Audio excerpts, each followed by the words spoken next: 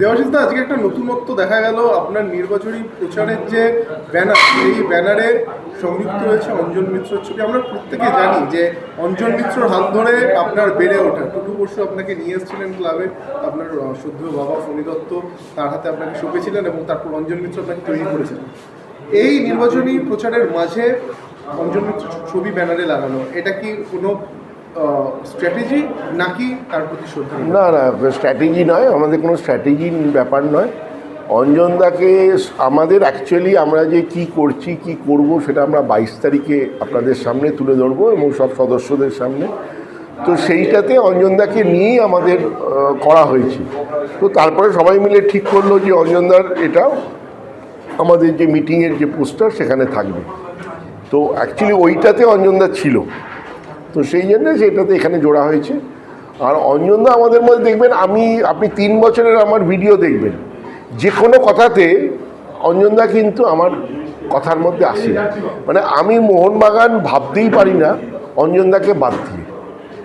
আমরা একেবারেই ঠিক কথাই, কারণ অঞ্জনদা যখন 2019-এ অসুস্থ হয়ে পড়েছিলেন, আপনি পর্দার আড়ালে থেকে, তিনি সচিব ছিলেন ঠিকই, কিন্তু ক্লাবের কর্মকাণ্ড এগিয়ে নিয়ে যাওয়ার ক্ষেত্রে আপনার ভূমিকা অনেকটাই ছিল, সেটা আমরা প্রত্যেকেই জানি। আরেকটা বিষয় সেটা হলো গিয়ে অঞ্জন মিত্রের মেয়ে সোহিনী চৌবে মিত্র চৌবে, তিনি বারবার বলে এসছেন যে কিভাবে তার বাবাকে অপমান করা হয়েছে, তিনি নিজের ক্ষোভ উগড়ে দিয়েছেন।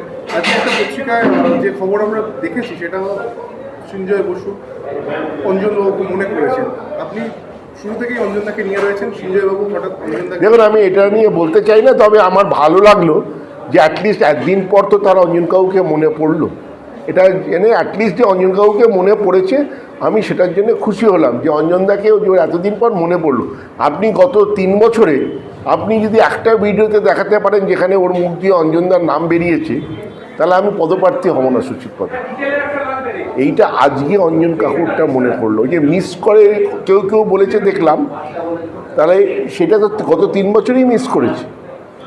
একটা ভিডিওতে একটা বাইটে আপনি আমাকে দেখিয়ে দেবেন যেখানে আছে যে অঞ্জন মিত্রকে আমি মিস করলাম। এটা কি চাপে পড়ে? আমি বলতে চাই না, better late than never. At least একদিন পর তো অঞ্জনদার নামটা উঠে এলো ওর মুখ দিয়ে।